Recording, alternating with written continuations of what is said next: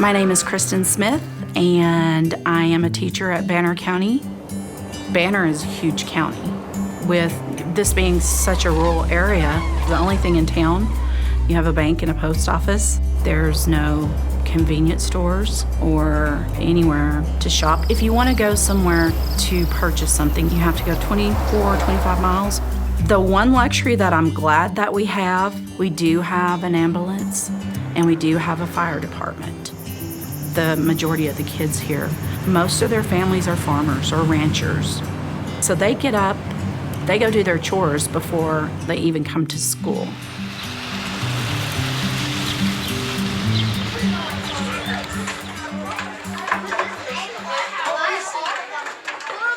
My name is McKenna Butcher.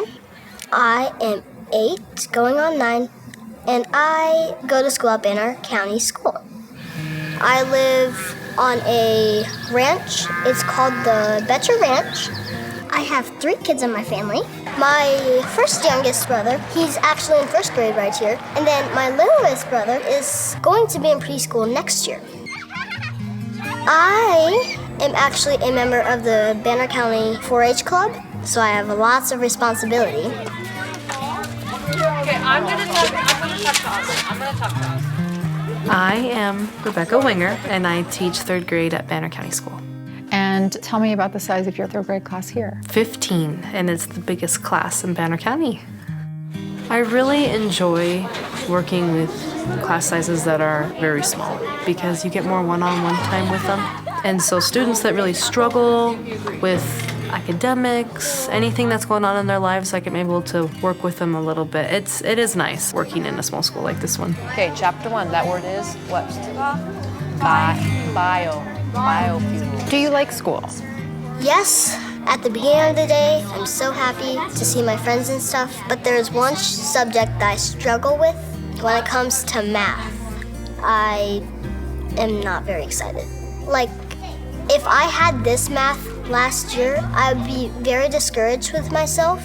But when I came to 3rd grade, Mrs. Winger helped me a lot. And it's very helpful when you have a teacher that really, really, really wants to help you. This is another cursive one. It's really hard to read though. Yeah. You go play, and then when you're ready, come back and I will show you the colors. I think it's important as teachers, just take a minute and talk to your kids. I think sometimes we get so caught up in teaching and getting curriculum in. Well, we didn't ask the kid, how was your night last night? Did you have a warm meal? You doing okay? Yeah, we do. Okay. And sometimes just asking does leaps and bounds for them academically, socially, mentally. It helps just by having a 2-minute conversation. And so they were best friends, right? And they played together all the time. But in this scenario, Cody couldn't play because he had an injury, and Raj was going to play without him. We also have 2nd step, and it talks about your emotions and how you handle them. So who can tell me, raising their hand, going over what we learned last week, what that would sound like if you needed a break from a friend? Gracie? Is it okay if I play with somebody else's recess? Exactly. 2nd step is a curriculum that teaches children how to deal with situations that may cause high emotions. They are not secure with their mental health. The academic learning, the social learning decreases. It's natural. It's normal. Okay? That's part of being a human. It's not like we hate each other, we all love each other, but sometimes we just want to stay away and just go play with other people for a while. Right. There's a lot of things going on in kids' minds that we cannot see. They're in their own little world, so that's why they're wanting to know how to deal with those emotions. Why am I having stress, anxiety? It's okay to feel anxious or nervous, but what are some ways that we have talked about already that we can calm down and sort through some of those things? Belly breathing. This is how we belly breathe. This is how we calm down. This is what positive self-talk is. Big breath in, big breath out. And how many times should we do that? 5.